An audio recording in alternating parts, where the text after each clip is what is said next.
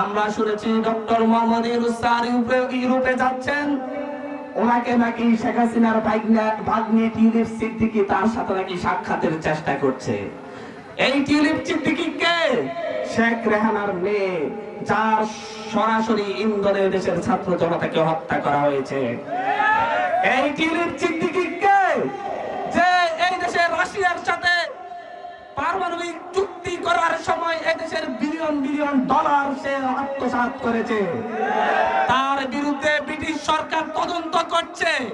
তার দুর্নীতির কারণে তাকে ব্রিটিশ সরকারের মন্ত্রী পরিষদ থেকে সরিয়ে দেওয়া হয়েছে। আমরা বলছি ডক্টর মোহাম্মদ ইউনূস স্যারকে অনুরোধ করব, সেই এদেশের ছাত্র জনতার খুনির সাথে জড়িত টিউলিপ সিদ্দিকী, এদেশের মানুষের অর্থ পাচারের সাথে জড়িত টিউলিপ সিদ্দিকী, দুর্নীতির দায়ে মন্ত্রিত্বের পদ হারানো টিউলিপ সিদ্দিকীর ডাকে আপনি সাড়া দিবেন না, তার সাথে সাক্ষাৎ দিবেন না। আমরা মনে করি টিউলিপ সিদ্দিকীর সাথে সাক্ষাৎ দেওয়া মানে আমাদের 24-এর গণঅভ্যুত্থানের সাথে প্রতারণা করা।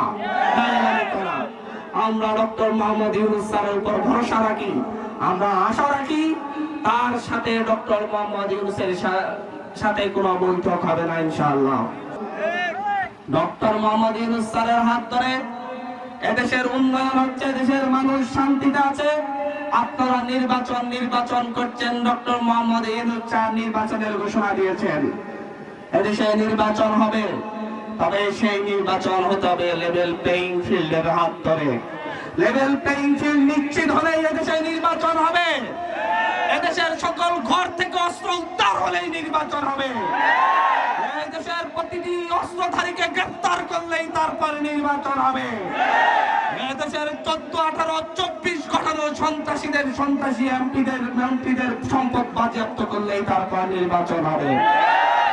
এদেশের শাসন ব্যবস্থা, নির্বাচন ব্যবস্থা, এদেশের বিচার ব্যবস্থার সংস্কার হলেই কেবল নির্বাচন হবে। তার আগে নির্বাচন এদেশে হবে না।